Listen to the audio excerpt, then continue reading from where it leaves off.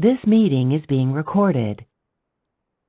In section 3.7, we're introduced to another concept, another important skill to be able to effectively choose the correct solvent. So we saw in the last section that we had to be specific about what reagents we use if we wanted the correct reaction to happen, but we also have to consider an appropriate solvent for an acid-base reaction. For example, water can act as a acid or base. We've seen this before.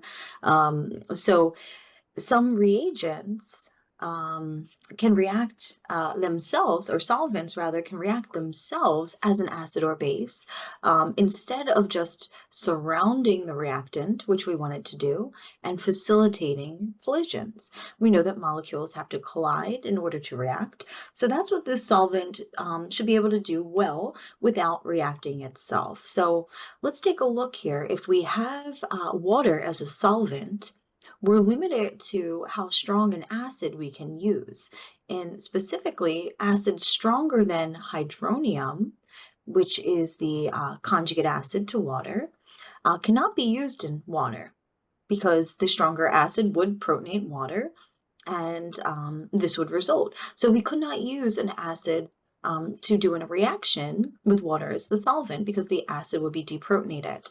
Something similar happens with bases, stronger than hydroxide.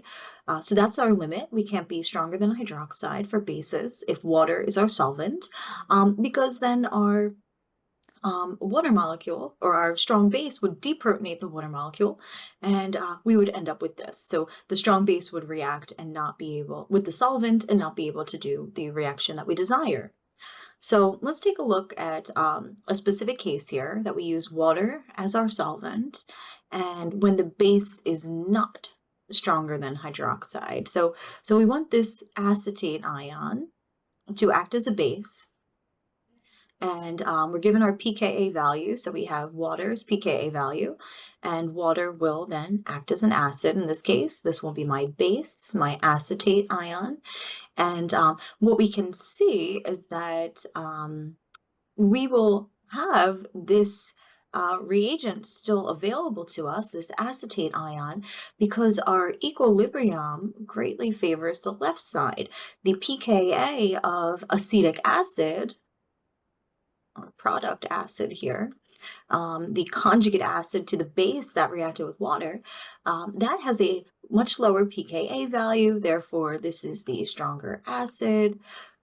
So all that being said, water would be an appropriate solvent because our base will remain since it's more stable, or rather since the equilibrium favors the left side.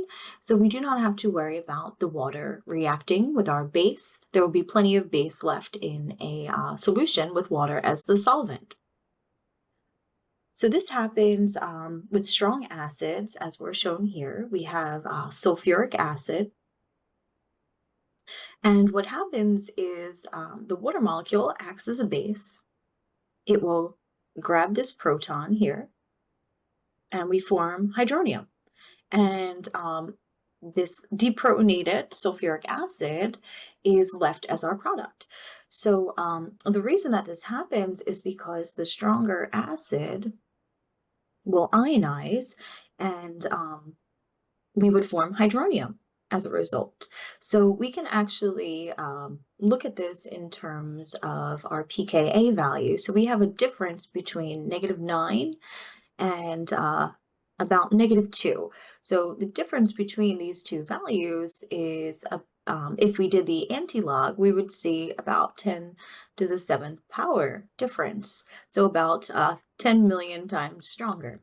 And what that means is that the sulfuric acid, there would only be one molecule per every 10 million molecules of hydronium. So we would not have enough of our reagent left to perform any type of reaction with sulfuric acid.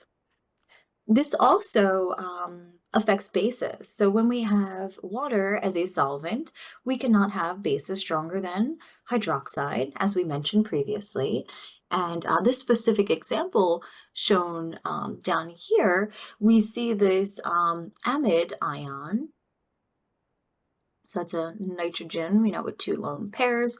So if water was the solvent, right, so we have H2O, water would be deprotonated from the amide. It's stronger than hydroxide. So we cannot use this with water as a solvent. So a solution to this problem for this specific reaction would be to use liquid ammonia and as our solvent with the amine as our base.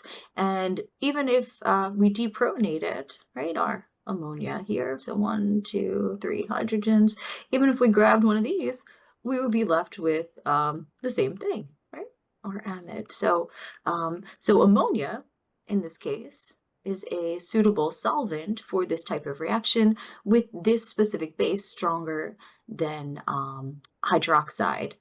So we'll continue looking at some examples with some practice problems from chapter 3.